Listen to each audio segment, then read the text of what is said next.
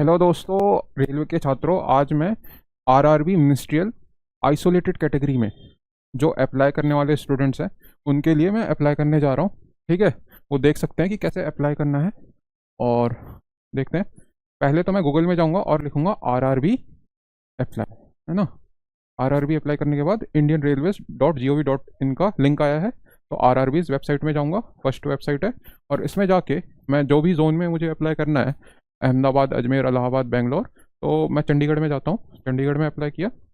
और फिर देखिए, आप यहाँ पे जाइएगा 30/12/2025 को आपको जो नोटिफिकेशन आया है वो भी है। ये देख लीजिए, एम्प्लॉयमेंट नोटिस। और यहाँ पे जब जाएंगे आप CEN 08/2025, ठीक है, यहाँ पे आपको एप्लीकेशन लिंक दे रखा है। यहाँ पे क्लिक हेयर टू अप्लाई कीजिएगा और 30 दिसंबर से 29 जनवरी तक आप अप्लाई कर सकते हैं। ठीक है, अगर ये देखिए 29 जनवरी तक आप अप्लाई कर सकते हैं। यहाँ पे आप अप्लाई में आप क्लिक करेंगे। और फिर अगर आपने अकाउंट क्रिएट नहीं किया है, यहाँ पे लिखा भी हुआ है, देखिए, अगर आपने 2024-25 में पेपर दिया है और आपका अकाउंट क्रिएटेड है तो ये करने की ज़रूरत नहीं है। नहीं तो मैं अकाउंट क्रिएट करना सिखा रहा हूँ आपको। जैसे कि आप यहाँ पे नेशनलिटी में इंडिया लिखेंगे, फुल नेम में आपका जो 10th के मार्कशीट में नाम होगा वही लिखेंगे, रीटाइप फुल नेम करेंगे। और अगर आपका नाम चेंज हुआ है तो आप यस करेंगे, और नहीं तो देखिए, अगर आप यस करेंगे, आई अंडरस्टैंड टू एग्री, तो न्यू नेम यहाँ पे लिखेंगे, न्यू और चेंज नेम, और न्यू और रीटाइप चेंज नेम आप यहाँ पे लिखेंगे, यानी कि दोनों पे सेम नाम लिखना है। ठीक है, फिर आप अगर नहीं किया है तो नो करेंगे, डेट ऑफ बर्थ डालेंगे, DOB, जेंडर करेंगे, और रीटाइप सब कुछ करना है। ठीक है, रीटाइप आपको डेट ऑफ बर्थ भी करना है, फिर आप जेंडर में भी सेलेक्ट करेंगे मेल। ठीक है, और फिर आप फादर नेम में जो भी आपका 10th के मार्कशीट में होगा फादर नेम, और रीटाइप फादर नेम करेंगे। फिर मदर्स नेम में, फिर कॉन्टैक्ट डिटेल्स में आप ईमेल एड्रेस डालेंगे तो आपके पास OTP आएगा जो यहाँ पे आएगा। और फिर मोबाइल नंबर में फिर OTP जनरेट करेंगे आप, फिर इधर आएगा। ठीक है, फिर वेरिफिकेशन थ्रू डिजी लॉकर होगा। ठीक है, आप डिजी लॉकर में क्लिक करके अकाउंट बनाएंगे, और फिर वेरिफिकेशन थ्रू आधार कार्ड, फिर पासवर्ड जनरेट करेंगे, कंफर्म पासवर्ड करेंगे, आई एम नॉट रोबोट में क्लिक करेंगे, कैप्चा आएगा, आई एम नॉट रोबोट में क्लिक करेंगे और एग्री करेंगे, और फिर आपका अकाउंट क्रिएट हो जाएगा। तो ये था क्रिएशन का काम, जो आपने किया ही होगा। ठीक है, अगर अब मैं डायरेक्ट लॉगिन करता हूँ। ठीक है, और फ़ोन नंबर,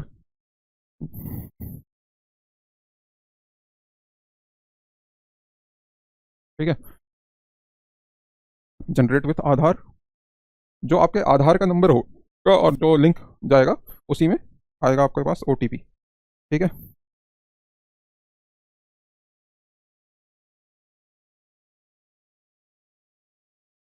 अच्छा, एक्सेप्ट द कंसेंट कह रहा है, यहाँ पे आप क्लिक कीजिएगा, तब दबाइएगा जनरेट विथ आधार, है ना। तो आपके पास OTP सेंड होगा, मेरे पास आ गया है।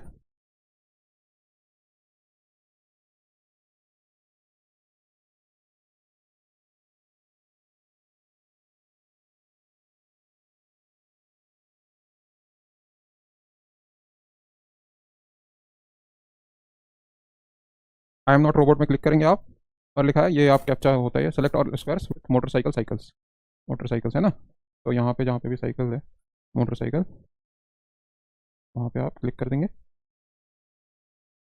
और वेरीफाई कर देंगे, है ना।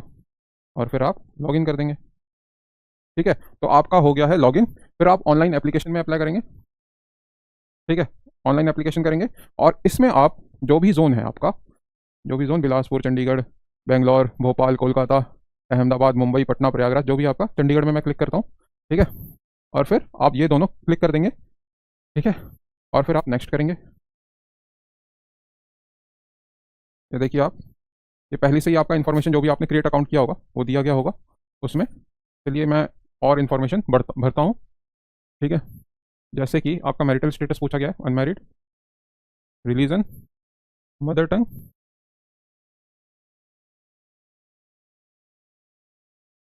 ठीक है, choice of examination, choice of examination आप हिंदी या इंग्लिश में से चूज़ करेंगे, और कोई भी लैंग्वेज हो। आइडेंटिफिकेशन पूछा है इसमें, परमानेंट विजिबल मार्क, यानी कि आपका कोई कट का निशान है कि नहीं, जले का निशान है कि नहीं, वो भी आप दे सकते हैं।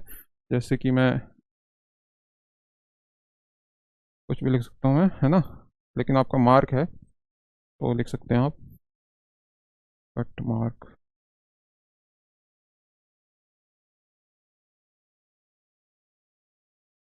ठीक है, दोनों भरना है आपको, दोनों में स्टार मार्क है, यानी कि आपको दोनों भरना है।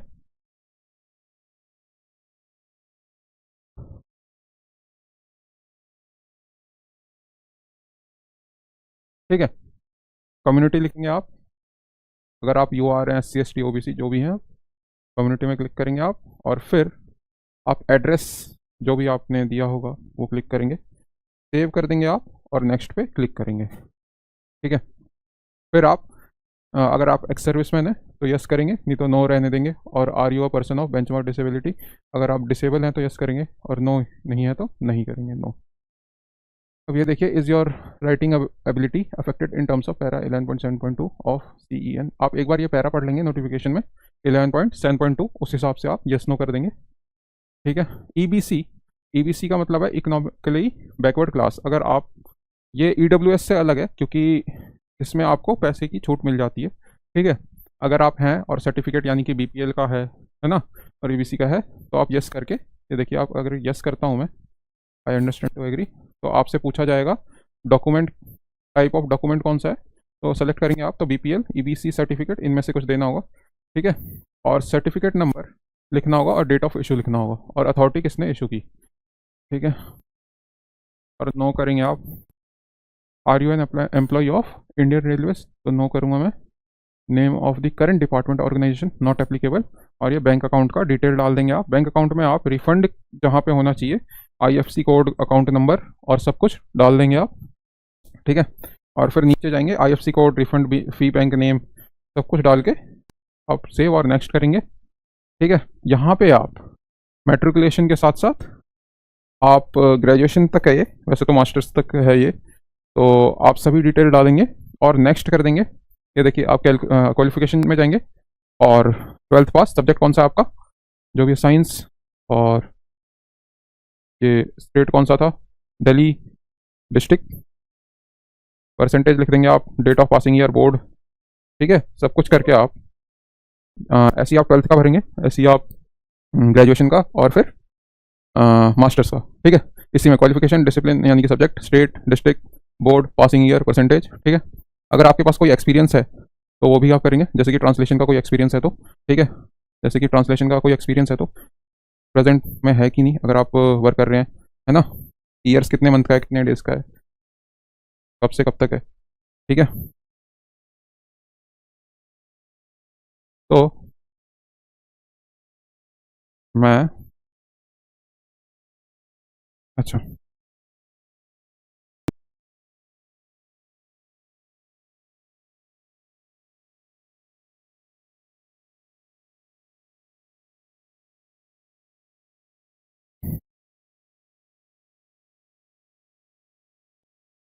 ठीक है, तो ये 12th का हो गया, फिर ऐसे ही आपका ग्रेजुएशन का होगा और मास्टर्स का। ठीक है, ऐड करके आपने